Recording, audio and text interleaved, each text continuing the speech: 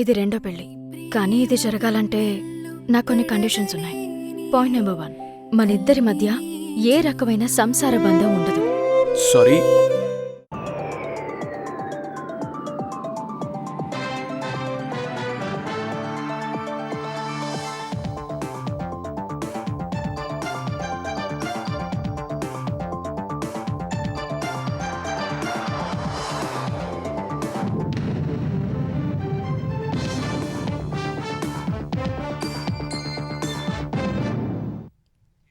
నమస్కారం, ETV news కి స్వాగతం. ముందుగా ముఖ్యాంశాలు.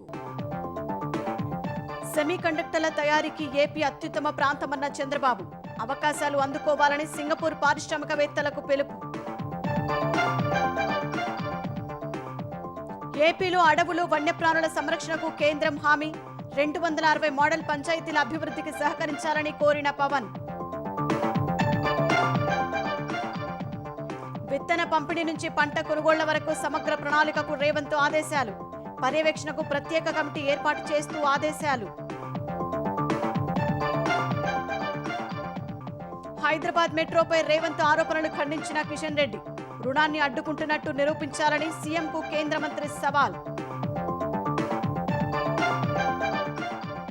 ఏసీబీకి చిక్కిన Telangana land and survey deputy director Narahari.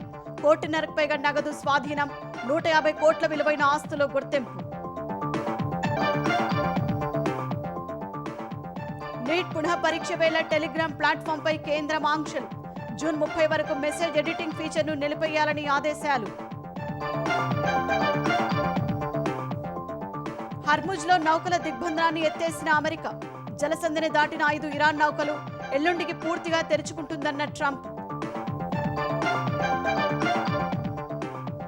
ప్రపంచంలో అత్యంత ప్రభావవంతమైన క్రీడాకారుల స్మృతి మంధాన. టైమ్స్ మ్యాగజైన్ ప్రకటించిన 100 మంది జాబితాలో చోటు.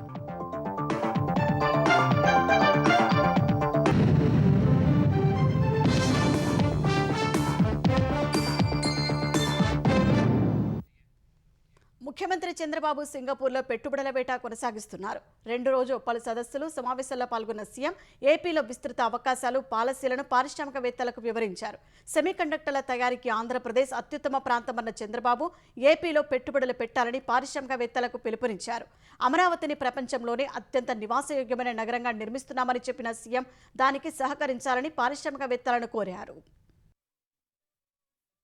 సింగపూర్ పర్యటనలో రెండో రోజు ముఖ్యమంత్రి చంద్రబాబు మొదట CBN ఎట్ 361 డిగ్రీస్ పాలిమ్యాథ్ పుస్తకాన్ని ఆవిష్కరించారు. ఈ పుస్తకాన్ని రేపటి కోసం దినపత్రిక చీఫ్ ఎడిటర్ శాఖమూరు శ్రీనివాస్ ప్రసాద్ రచించారు. విశ్రాంత IAS అధికారి KV సత్యనారాయణ ఆంగ్లంలో అనువదించారు. దార్శనిక నేతగా సీఎం చంద్రబాబు వివిధ సందర్భాల్లో తీసుకున్న నిర్ణయాలను పుస్తకంలో విశ్లేషించారు. ప్రపంచంలో అత్యుత్తమ పాలకులుగా గుర్తింపు ఉన్న సింగపూర్, న్యూజిలాండ్ మాజీ ప్రధానులు లీక్ వాన్ యూ, జేసిందా ఆర్నాడ్ లాంటి దిగ్గజ నేతల తరహాలోనే సీఎం చంద్రబాబు నిర్ణయాలు తీసుకుంటున్నారని రచయిత వివరించారు. మరోవైపు సెమీకాన్ రౌండ్ టేబుల్ సదస్సులో పాల్గొన్న చంద్రబాబు సెమీ కండక్టర్ల తయారీకి ఏపీ అత్యుత్తమ గమ్యస్థానమని వివరించారు. 30 రోజుల్లో ఏపీకి వచ్చి అమల్లో ఉన్న పాలసీలను పరిశీలించాలని సింగపూర్ పారిశ్రామికవేత్తలను ఆహ్వానించారు. తర్వాత వరల్డ్ సిటీ సమ్మిట్లో పాల్గొన్న సీఎం ప్రపంచంలోనే అత్యుత్తమ నగరంగా నిలిపేలా అమరావతిని నిర్మిస్తున్నామని తెలిపారు. పీపుల్ ఫస్ట్ తమ విధానమని, అంతర్జాతీయ మౌలిక వసతులతో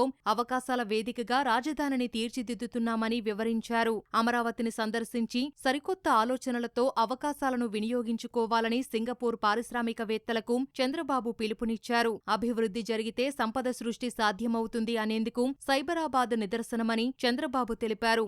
సైబరాబాద్లో నాడు ఎకరం 2 లక్షలు ఉంటే నేడు 200 కోట్లకు పెరిగిందని గుర్తు చేశారు.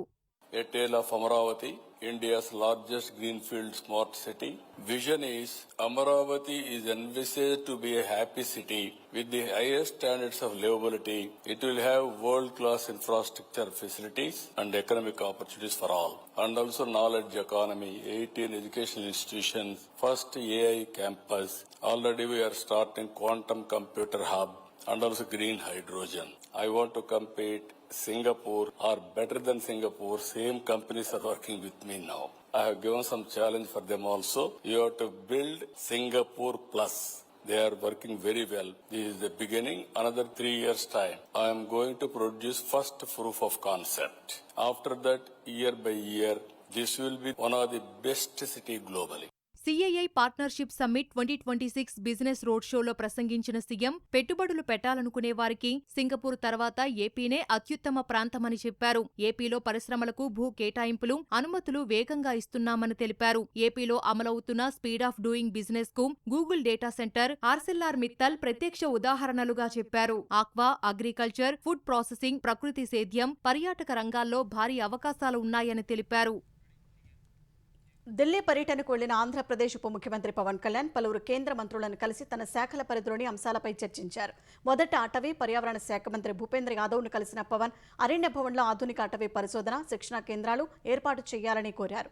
300 మంది చెంచు యువతకు ఉపాధి కల్పించే లక్ష్యంతో పులుల సంరక్షణ కోసం బేస్ క్యాంపుల సంఖ్యను 150కి పెంచాలని ప్రతిపాదించారు. అటవీ గస్తీ సిబ్బందికి బైకులు, డ్రై రేషన్, ఇతర సౌకర్యాల కోసం నిధులు ఇవ్వాలని విజ్ఞప్తి చేశారు. జన్యు వైవిధ్యం కోసం 6 ఆడపులులు కావాలని తెలిపారు. గోదావరి కాలుష్యంపై సిపిసిబి బృందాన్ని పంపాలని విజ్ఞప్తి చేసిన ఆయన కాలుష్య నియంత్రణకు కేంద్ర సహకారం కోరినట్లు తెలిపారు. తర్వాత కేంద్ర గ్రామీణాభివృద్ధి శాఖ మంత్రి శివరాజ్ సింగ్ చౌహాన్ను కలిసిన పవన్ విబిజి రామ్జీ కింద ఏపీకి దేశంలోనే 3వ అత్యధిక నిధులు కేటాయించినందుకు ధన్యవాదాలు తెలిపారు. గోదావరి పుష్కరాల దృష్ట్యా ఏపీలో 260 మోడల్ పంచాయతీలను అభివృద్ధి చేయడానికి విబిజి రామ్జీ కింద సహకరించాలని కోరారు. అనంతరం జలశక్తి శాఖ మంత్రి సిఆర్ పాటిల్ను కలిసిన పవన్ ఏపీలో తాగునీటి సరఫరా, జల్ జీవన్ మిషన్, పుష్కరాల ఏర్పాట్లు, నదుల పరిరక్షణ, పారిశుద్ధ్యానికి సంబంధించిన అంశాలపై చర్చించారు. ముగ్గురు మంత్రులు పూర్తిగా సహకరిస్తామని హామీ ఇచ్చినట్టు పవన్ తెలిపారు. And Jiramji, there is a lot of false misappropriation was there. People without working, they used to draw salaries, whereas that's the reason why we have introduced facial recognition for all the wage seekers in Andhra Pradesh. And we have done the highest number of social audits conducted and live streamed for 13,396 Gram Sabhas and 660 block level public hearings. So in the last 1 year, 9 lakh works have been inspected by social audit. So these are the things which have been conveyed to Honorable Minister Shivraj Singh Chauhan ji, and I extend my heartfelt thanks and gratitude for standing by and giving such a priority to the state of Andhra Pradesh. ప్రభుత్వ పాఠశాలలో చదివే విద్యార్థులకు ఏటా ఇచ్చే తల్లికి వందనం డబ్బును July 3వ వారంలో ఇవ్వాలని ఆంధ్రప్రదేశ్ ప్రభుత్వం నిర్ణయించింది. పాఠశాల విద్య, ఉన్నత విద్యాశాఖ అధికారులతో సమీక్ష నిర్వహించిన మంత్రి లోకేష్ ప్రభుత్వ పాఠశాలలో ప్రవేశాల పెంపునకు ప్రత్యేక చర్యలు తీసుకోవాలని ఆదేశించారు. జూన్ 29న షైనింగ్ స్టార్స్ కార్యక్రమం నిర్వహించాలని నిర్ణయించారు. వివిధ ప్రవేశ పరీక్షలను సకాలంలో నిర్వహించాలని అధికారులకు సూచించారు. ఏపీకి ఎన్సీసీ స్టేట్ యూనిట్ మంజూరు చేసిన కేంద్ర ప్రభుత్వానికి లోకేష్ ధన్యవాదాలు తెలిపారు. విత్తనాల సరఫరా నుంచి పంట ఉత్పత్తుల కొనుగోళ్ల వరకు సమగ్ర ప్రణాళికతో నిర్దిష్ట కార్యాచరణ అమలు చేయాలని ముఖ్యమంత్రి రేవంత్ రెడ్డి అధికారులను ఆదేశించారు. వచ్చే వ్యవసాయ సీజన్ సాఫీగా సాగేందుకు ఉన్నతాధికారుల కమిటీని ఏర్పాటు చేశారు. బోనస్ వచ్చే 7 రకాల సన్నవడ్ల విత్తనాలను రైతు వేదికల్లో సబ్సిడీ రేట్లకు అందుబాటులో ఉంచాలని సీఎం ఆదేశించారు. ఎరువుల పంపిణీలో పారదర్శకత, వేగం పెంచేందుకు అన్ని రకాల ఫెర్టిలైజర్లను యాప్ ద్వారానే బుక్ చేసే విధానం తేవాలని స్పష్టం చేశారు. రామగుండం కర్మాగారంలో ఉత్పత్తి చేసే ఎరువులను తెలంగాణకే కేటాయించే విధంగా కేంద్రంపై ఒత్తిడి తేవాలని నిర్ణయించారు.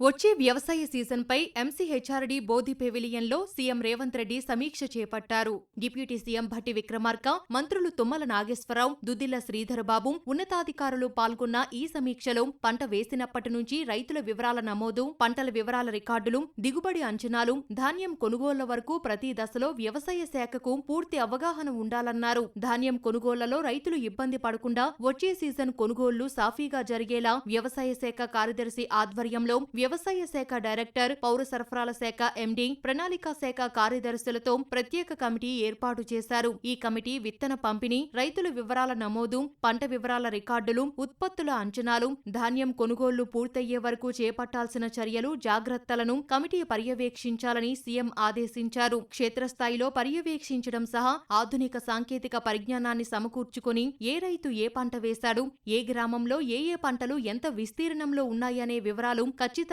నమోదు చేయాలని స్పష్టం చేశారు. కనీస మద్దతు ధరలు, కేంద్రం నిర్దేశించిన కోటాకు అనుగుణంగా పంట ఉత్పత్తుల కొనుగోళ్లు సాఫీగా జరిగేలా చర్యలు చేపట్టాలని సీఎం ఆదేశించారు. ధాన్యం కొనుగోళ్ల సమయంలో అకాల వర్షాలు, తూకం, రవాణా, నిల్వ, మార్కెటింగ్ పై ముందుగానే కార్యాచరణ సిద్ధం చేయాలన్నారు. సన్నవడ్లు పండించే రైతులకు బోనస్ ఇస్తున్నందున 7 రకాల సన్నవడ్ల విత్తనాలను రైతు వేదికల్లో సబ్సిడీ రేట్లకే అందుబాటులో ఉంచాలని సీఎం ఆదేశించారు. సన్నవడ్లు పండించే రైతుల డేటా డేటా సేకరించాలని, ధాన్యం దిగుబడిపై వ్యవసాయ శాఖకు సంపూర్ణ అవగాహన ఉండాలన్నారు. రైతు వేదికల్లో రైతులు తమ వివరాలు నమోదు చేసుకుని విత్తనాలు, ఎరువులు కొనుగోలు చేసేలా అన్ని ఏర్పాట్లు చేయాలన్నారు. ప్రతి రైతు వేదిక వద్ద వ్యవసాయ, రెవెన్యూ, పోలీస్ విభాగాల నుంచి ఒక్కో అధికారి అందుబాటులో ఉండాలన్నారు. జిల్లాల్లో వాటి నిర్వహణ, పర్యవేక్షణ బాధ్యతలను అదనపు కలెక్టర్లకు అప్పగించాలని సీఎం ఆదేశించారు. వ్యవసాయ శాఖలో సాంకేతికత వినియోగాన్ని మరింత పెంచాలని, ఏఐ ఆధారిత విధానాలు సమర్థంగా వినియోగించాలని చెప్పారు. అగ్రికల్చర్ యూనివర్సిటీని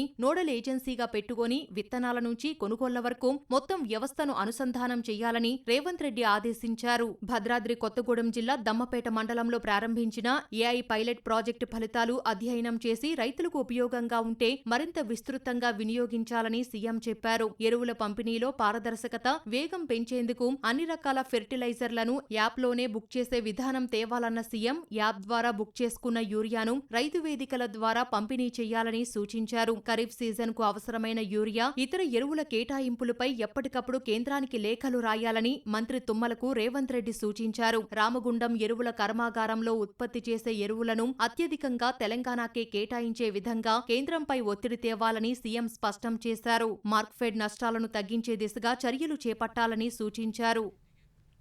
రేవంత్ రెడ్డి ప్రభుత్వంలో కొత్త స్కీములు లేవని, అన్ని స్కాములే ఉన్నాయని మాజీ మంత్రి హరీష్ రావు విమర్శించారు.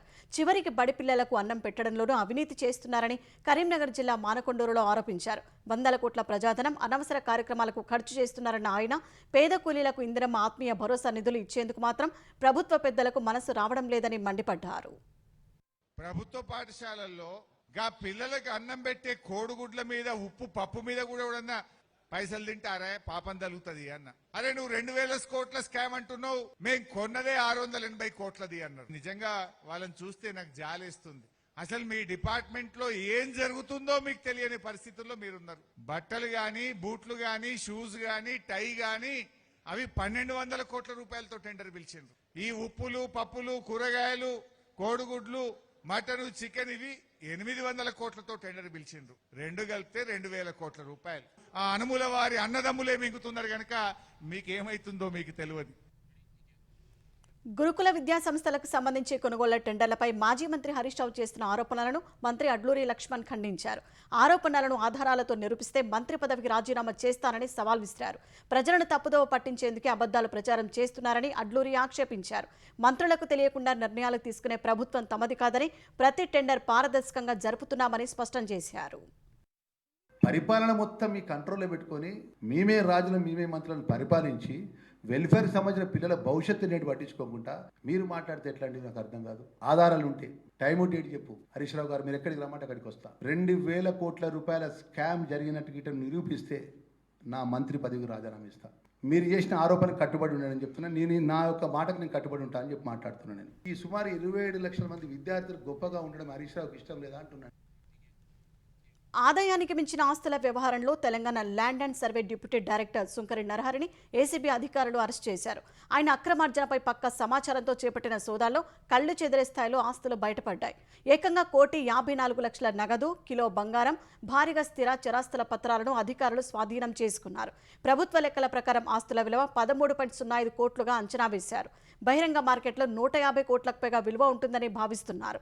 సోదాల్లో నరహరి బ్యాంకు ఖాతాలో 2.29 కోట్లు, 5.04 కోట్ల విలువ చేసే ఫిక్స్డ్ డిపాజిట్లు ఉన్నట్టు గుర్తించారు. తెలంగాణ అవినీతి నిరోధక శాఖ అధికారులు భూ survey settlement and land records deputy director సుంకరి నరహరిరావు ఇలాఖాల్లో సోదాలు చేశారు. తెల్లవారుజాము నుంచే నరహరి నివాసం సహా మొత్తం 11 చోట్ల తనిఖీలు చేసిన అధికారులు భారీగా ఆస్తులు కూడబెట్టినట్లు గుర్తించారు. గతంలో రంగారెడ్డి ఏడీగా పనిచేసిన సమయంలోనూ ఆయన అవినీతిపై పలువురు ఫిర్యాదు చేసిన నేపథ్యంలో ఇవాల్టి సోదాల్లో ఏసీబీ అధికారులు భారీగా ఆస్తులు గుర్తించారు. నరహరి ఇంట్లో ఏకంగా 1,54,00,000 నగదు, కిలో బంగారం సహా కీలకమైన ల్యాండ్ డాక్యుమెంట్లు స్వాధీనం చేసుకున్నట్లు ఏసీపీ డీఎస్పీ శ్రీధర్ తెలిపారు. మొత్తం 11 చోట్ల 6 డీఎస్పీలు, 20 మంది ఇన్స్పెక్టర్లతో సోదాలు నిర్వహించారు. అత్తాపూర్, మియాపూర్, గచ్చిబౌలి లాంటి ఖరీదైన ప్రాంతాల్లో బినామీ పేర్లపై ఉన్న ఓపెన్ ప్లాట్లు, విల్లాలు, రంగారెడ్డి జిల్లాలో భారీగా వ్యవసాయ భూములకు సంబంధించిన పత్రాలను గుర్తించామన్నారు. నరహరి ఇంట్లో దొరికిన 2 బ్యాంక్ లాకర్లను తెరిచేందుకు వాటిలోని వివరాల కోసం బ్యాంక్ అధికారులకు లేఖ రాసినట్లు డీఎస్పీ వివరించారు.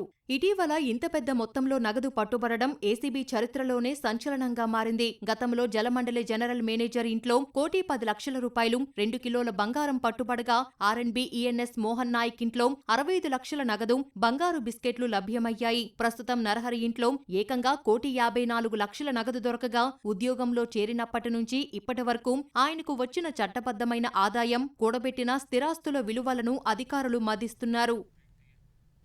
హైదరాబాద్ మెట్రో రెండో దశకు అడ్డుపడుతున్నారంటూ ముఖ్యమంత్రి రేవంత్ రెడ్డి చేసిన వ్యాఖ్యలను కేంద్ర మంత్రి కిషన్ రెడ్డి ఖండించారు. సీఎం తనపై తప్పుడు ఆరోపణలు చేస్తున్నారని మండిపడ్డారు. ఏ కేంద్ర మంత్రికి చెప్పి నిధులు ఆపాను ముఖ్యమంత్రి రేవంత్ రెడ్డి నిరూపించాలని కిషన్ రెడ్డి సవాల్ విసిరారు. తనకు సీఎం సర్టిఫికెట్ అవసరం లేదని స్పష్టం చేశారు. మెట్రో మొదటి దశ రుణం మంజూరు విషయంలో సమస్యలను కేంద్ర పట్టణాభివృద్ధి శాఖ, తెలంగాణ ప్రభుత్వం చర్చల ద్వారా పరిష్కరించుకోవాలని కిషన్ రెడ్డి సూచించారు. అవసరమైతే తాను సీఎం రేవంత్ రెడ్డి వెంట వెళ్లేందుకు సిద్ధమని చెప్పారు. ఐఆర్ఎఫ్సికి సంబంధించి 13,000 కోట్ల రూపాయలు తీసుకోవడం కోసము ఒప్పందం కుదుర్చుకుంది. దానికి అన్ని రకాలుగా కేంద్ర ప్రభుత్వం సహకారం అందించడం జరిగింది. ఖట్టర్ గారితో మాట్లాడాను. ఈరోజు ముఖ్యమంత్రి గారు ఈ రకంగా తప్పుడు ఆరోపణలు చేస్తున్నారు. సమస్య ఎక్కడ ఉంది అంటే మెట్రో 1కు కానీ మెట్రో 2కు కానీ టికెట్ల ద్వారా, అడ్వర్టైజ్మెంట్ ఏజెన్సీల ద్వారా వచ్చేటువంటి ఆదాయం ముందుగా ఈ 13,527 కోట్లు అప్పు తీర్చడం కోసము చెల్లించాలని చెప్పి ఒప్పందం కుదుర్చుకున్నారు. కేంద్ర ప్రభుత్వం కొన్ని సూచనలు చెప్పింది. దానికి రాష్ట్ర ముఖ్యమంత్రి అంగీకరించడం లేదని చెప్పారు. దీనికి ఒక అంగీకారము ఆమోదయోగ్యం చేసుకోవాలి తప్ప ఎవరి మీదనో రుద్దేటువంటి ప్రయత్నం చేయడం ఇది మంచిది కాదనే విషయాన్ని నేను ఈ సందర్భంగా మనవిస్తున్నాను. నేను సవాల్ చేస్తా ఉన్నాను, రేవంత్ రెడ్డి గారు ఏ మంత్రి చెప్పిండో చూపించమని చెప్పండి. కిషన్ రెడ్డి వచ్చి ప్రాజెక్టులు ఫైనాన్స్ ఇవ్వద్దని అడ్డుకున్నాడో చెప్పండి. ఎందుకు అట్లా చిన్నపిల్లలాగా మాట్లాడతారు?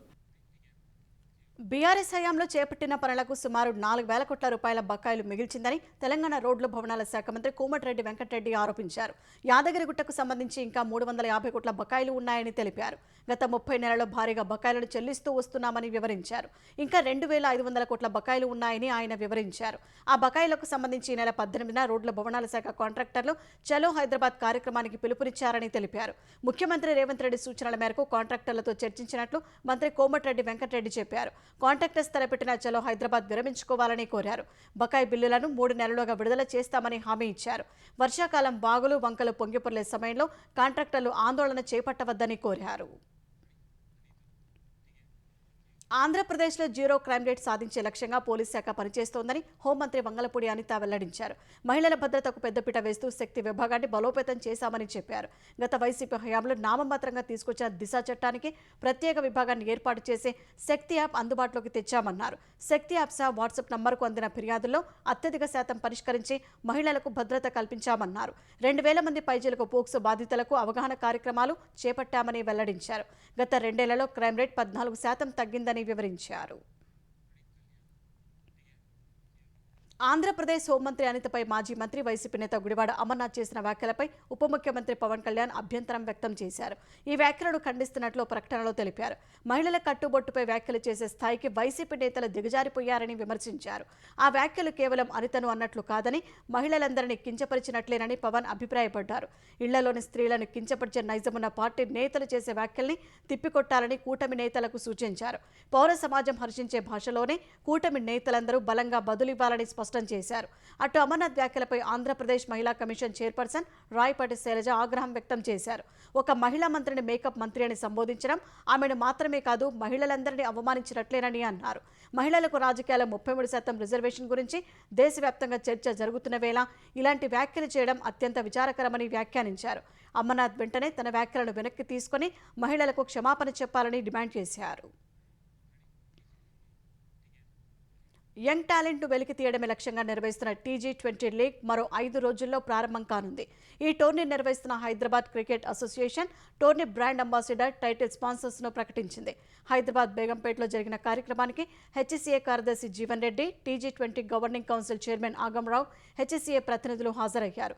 హైదరాబాద్ ఈ ఛాంపియన్స్ తరపున బృహతి, ఇతర ఫ్రాంచైజీ ప్రతినిధులు పాల్గొన్నారు. ఈ నెల 21 నుంచి ఉప్పల్ స్టేడియంలో మెగా క్రికెటింగ్ ఈవెంట్ జరుగుతుందని ఆగంరావు తెలిపారు. టీజీ20 లీగ్ ప్రారంభ మ్యాచ్కు Thaman music concert, laser show ఉంటుందని వెల్లడించారు. ఈ టోర్నీకి విజయ్ దేవరకొండ బ్రాండ్ అంబాసిడర్గా, శ్రీనిధి యూనివర్సిటీ టైటిల్ స్పాన్సర్గా వ్యవహరిస్తాయని తెలిపారు. ఈ టోర్నీ విజేతకు ₹1,00,00,000, రన్నరప్నకు నిలిచిన జట్టుకు 50 లక్షలు, 3, 4 స్థానాల్లో నిలిచిన జట్లకు 25 లక్షల చొప్పున ప్రైజ్ మనీ ఇవ్వనున్నట్లు తెలిపారు. ఇంపాక్ట్ ప్లేయర్ రూల్ తప్ప ఐపీఎల్ రూల్స్ ఈ లీగ్లో ఉంటాయని చెప్పారు. డిస్ట్రిక్ట్ యాప్లో టికెట్లు అందుబాటులో ఉన్నట్లు తెలిపారు. Big event of Telangana sports. If you see in Uppal Rajiv Gandhi International Cricket Stadium, 21 days of cricket, Telangana cricketers, and happening in a style of like IPL, mini IPL, one of a kind of a event which never happened in Telangana state. So whole state is going to be looking forward to see very exciting tournament starting from 21st of June and going up to 12th of July. So as you are aware, there are 32 matches. So literally there are 19 playing days in the 21-day schedule, and all these matches will be relayed live by Star Sports and Jio Hotstar. మట్టిలో మాణిక్యాలకు సరైన వేదికను ఇవ్వాలనే లక్ష్యంతో తాము ఎప్పటి నుంచో పనిచేస్తున్నామని హైదరాబాద్ ఈ champions ప్రతినిధి బృహతి తెలిపారు. ఉషోదయ ఎంటర్ప్రైజెస్, రామోజీ గ్రూప్ ఎప్పటి నుంచో మారుమూల ప్రాంతాల్లో దాగిన ప్రతిభను వెలికితీస్తున్నాయని వివరించారు. Very glad to be here, very proud to be here, and we're all here to help and bring about manaku Telugulo saying untundi mattilo maanikyalu ani. So we're all proud to be doing that, and Ushodaya Enterprises and the Ramoji Group has always stood for sport through our champion page gani, our exclusive sports champion page gani, ledante our other initiatives like Inadu Cricket Championship, which truly brings about talent from all parts of the country. So we're very proud to be here. We're very happy to be here and nurture talent, take them on to the next level, to the national level. Thank you very much. అణ్వస్త్రాలను ఎప్పటికీ తయారు చేయబోమని Iran మాట ఇచ్చినట్టు America అధ్యక్షుడు Donald Trump తెలిపారు. ఇరాన్కు $300 million చెల్లించేందుకు America అంగీకరించిందనే ప్రచారంలో ఏమాత్రం నిజం లేదన్నారు. ఇది డెమోక్రాట్లు సృష్టించిన కట్టుకథ అని ధ్వజమెత్తారు. ఈ నెల 15న అమెరికా ఇరాన్ మధ్య కుదిరిన ప్రాథమిక శాంతి ఒప్పందంలోని అంశాలపై రకరకాల ప్రచారాలు జరుగుతున్న వేళ ఈ మేరకు ట్రంప్ ట్రూ సోషల్లో పోస్టు పెట్టారు. శాంతి ఒప్పందంపై అమెరికా ఇరాన్ డిజిటల్ సంతకాలు చేసిన తర్వాత ఎలాంటి సుంకాలు లేకుండా హర్ముద్ జలసంధి గుండా నౌకలు రాకపోకలు సాగిస్తాయని ట్రంప్ తెలిపారు. శుక్రవారం నాటికి హర్ముద్ పూర్తిగా తెరుచుకుంటుందని పునరుద్ఘాటించారు. అలాగే ఇరాన్ ఓడరేవుల దిగ్బంధనాన్ని ఎత్తివేయాలని తమ నౌకదళాన్ని ఆదేశించినట్లు ట్రంప్ తన పోస్టులో వివరించారు. ఈ మేరకు నౌకల దిగ్బంధనాన్ని ఎత్తేయగా 5 ఇరాన్ నౌకలు జలసంధిని దాటి అంతర్జాతీయ జలాల్లోకి ప్రవేశించినట్టు అంతర్జాతీయ మీడియా పేర్కొంది. ఆ నౌకలలో 3 చమురు ట్యాంకర్లు, మరో 2 నిత్యావసర వస్తువులతో ఉన్నాయని తెలిపింది. దేశంలోని వైద్య కళాశాలలో ప్రవేశాల కోసం నిర్వహించే నీట్ రీ ఎగ్జామినేషన్ దృష్టిలో పెట్టుకుని దేశంలో టెలిగ్రామ్ ప్లాట్ఫారంపై కేంద్రం తాత్కాలిక ఆంక్షలు విధించింది. ఐటీ చట్టం సెక్షన్ 69A కింద జూన్ 22 వరకు దేశంలో టెలిగ్రామ్ యాప్పై నియంత్రణ విధించింది. జూన్ 21న జరగబోయే నీట్ యూజీ రీ ఎగ్జామినేషన్కు ఎలాంటి ఇబ్బంది లేకుండా నేషనల్ టెస్టింగ్ ఏజెన్సీ NTA సిఫారసుతో ఈ మేరకు కేంద్రం టెలిగ్రామ్ ప్లాట్ఫారంపై నియంత్రణ చర్యలు చేపట్టింది. టెలిగ్రామ్లో జూన్ 30 వరకు మెసేజ్ ఎడిటింగ్ ఫీచర్ను పూర్తిగా నిలిపివేయాలని ఐటీ మంత్రిత్వ శాఖ ఆదేశించింది. నీట్ పరీక్ష ముగిసిన తర్వాత పాత టైమ్ స్టాంప్తో నకిలీ పేపర్ లీక్ సాక్ష్యాలను ముఠాలు సృష్టిస్తున్నట్లు గుర్తించిన కేంద్రం వాటికి అడ్డుకట్ట వేసేందుకే మెసేజ్ ఎడిటింగ్ ఫీచర్పై నిషేధం విధిస్తున్నట్టు తెలిపింది. నీట్ పునః పరీక్షకు సంబంధించి ఎలాంటి ప్రశ్నాపత్రాలు బయటకు రాలేదని, సామాజిక మాధ్యమాల్లో వచ్చే ప్రచారాలన్నీ అబద్ధమని NTA తెలిపింది. షెడ్యూల్ ప్రకారమే జూన్ 21న నీట్ రీ ఎగ్జామ్ జరుగుతుందని NTA తేల్చెప్పింది. పరీక్ష అప్డేట్స్ కోసం కేవలం NTA అధికారిక వెబ్సైట్ను మాత్రమే చూడాలని సూచించింది. ఆన్లైన్ లేదా ఫోన్ ద్వారా ఎవరైనా మోసాలకు పాల్పడితే వెంటనే national cyber crime helpline 1930కి ఫిర్యాదు చేయాలని కోరింది.